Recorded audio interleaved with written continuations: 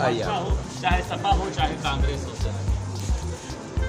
देखिए, लोकतंत्र की स्थापना ही कैसा राजनीति में जो संविधानिक व्यवस्था है 3,000 वर्षों में दर्ज की पढ़ाई है। उन दलितों, शोषितों, वंचितों, जो महिलाएं जो निचले खानदान पर हुए विकास की धारा आधुनिक ऐसे लोगों को संविधान में दिया पहले धर्म क्या था, पहले विदेशी शासन क्या था, उन्होंने इस देश में लोग लगा के अफवाह बन। लेकिन संविधान ने कहता है कि भैया ये तय हो गया कि मजबूत लोग, बुद्धिमान लोग जो देश में अवसर प्राप्त किए हैं वो कमाएंगे, सरकार के पैसे लगाएंगे और सरकार के पैसे से गरीब को पढ़ाया जाएगा। पढ़ा कर क्योंकि बाबा साहब का तेज मंत्र था कि शिक्षित बनो, संगठित हो जाओ और संघर्ष करो। इसका मतलब शिक्षा नहीं रहेगा तो संगठित नहीं रहेगा और फिर संघर्ष करेंगे, इनका हिस्सा डूबता जाएगा। तो शिक्षा देने का पहला प्रावधान था, दे रही सही सभी को जाएगा। कम से कम इतना दिन बाद अम्बेडकर साहब की याद आएगी। अखिलेश यादव भी जाग गए, राहुल गांधी भी जाग गए। किसी के नाम का नहीं होगा। सभी लोगों को अगर आज अम्बेडकर जयंती पर अगर माल्यार्पण कर रहे हैं, मूर्ति लगा रहे हैं और उन्हें याद कर रहे हैं तो दलित वोट बैंक की राजनीति नहीं हो रही है। धन्यवाद दे रहा हूँ दलितों के लिए। कम से कम अब लोगों के मन में विचार तो आए कि भाई अम्बेडकर क्या किए। अम्बेडकर तो एक विचारधारा है कि झोपड़ी में झोपड़ी नहीं चाहिए, झोपड़ी में खजाना 23% दोगे तो विकास होगा, झोपड़ी में जो है ज्ञान का खजाना जाएगा। तो ये कम से कम आज के दिन में हम निषादों के लिए एक बहुत बड़ा सौभाग्य है। कम से कम हम तो शुक्रिया किए थे जय ज्योति जय भीम से जय निषाद।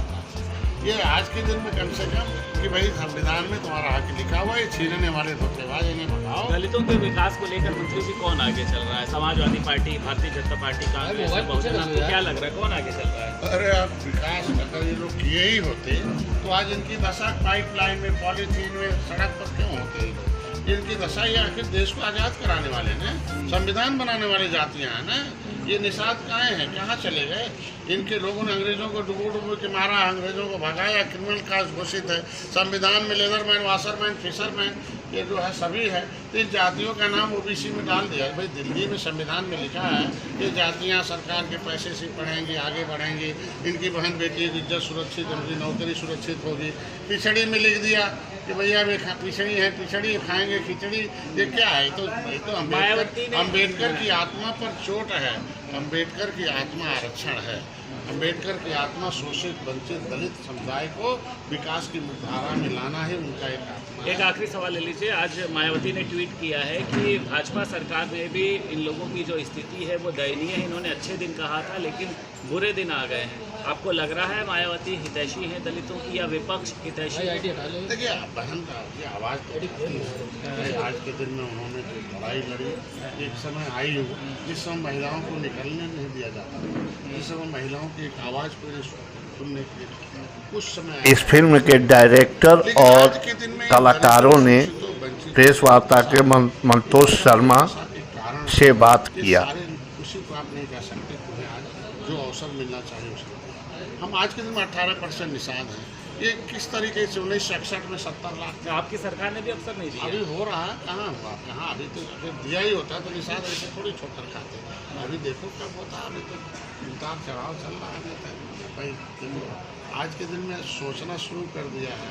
अम्बेडकर 8 साल बाद सोचना शुरू किया है सरकार। सोच रहे हैं अब तो जब भी मौका मिला सोच कहते नहीं दिन भर का भूला शाम को अगर वापस आ जाए तो कहते हैं। तो आज सब लोग अम्बेडकर को सोच रहे हैं, इसलिए अम्बेडकर ने जिसके लिए लिखा था उसके लिए सोचेंगे। बहुत शुक्रिया बात करने के लिए। उत्तर प्रदेश सरकार में कैबिनेट मंत्री संजय निषाद हमारे साथ मौजूद थे।